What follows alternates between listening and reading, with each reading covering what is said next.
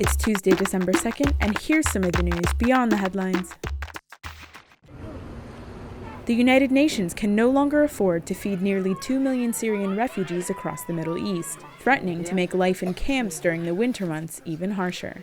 The World Food Programme distributed food vouchers to displaced Syrians in Turkey, Lebanon, Jordan, Iraq, and Egypt, but many donor commitments haven't been fulfilled. The agency says it needs $64 million to support the program in December alone, and that without additional funding, the refugees could starve.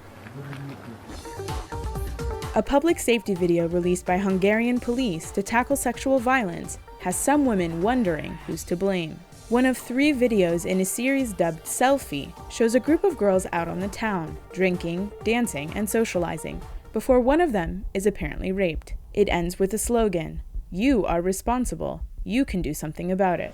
Women's groups and civil rights activists have launched a campaign urging authorities to take the video down because they say it shifts part of the blame on sexual assault victims, a claim that police and government officials have denied. Human Rights Watch has warned that Hungarian police have a track record of negligence towards victims of sexual abuse.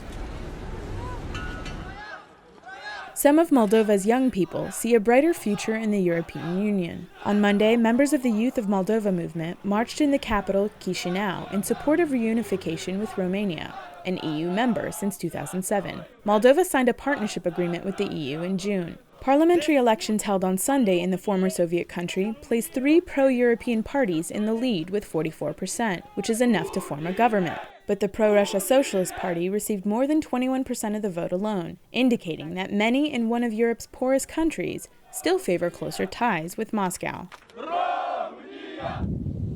As leaders from more than 190 nations gather in Peru's capital Lima for a 2-week UN climate conference, scientists are warning of the devastating impact warming temperatures have had on the country's glaciers. Over the past 4 decades, nearly 2,700 glaciers in the Andes Mountains have shrunk by 40% because of climate change. At the current rate, that's a loss of 62 feet a year. In the short term, the melting has created about 1,000 high-altitude lakes, increasing the chances of avalanches, mudslides, and flooding disasters. And officials caution that in the long run, the melting poses significant threats to the country's drinking water supply, as well as energy and food security.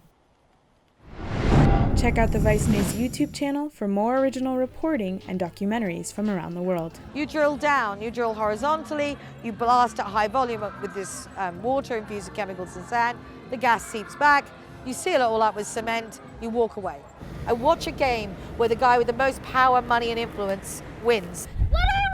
No fracking! When they run it! Now! Frag-free planet! Frag-free everywhere!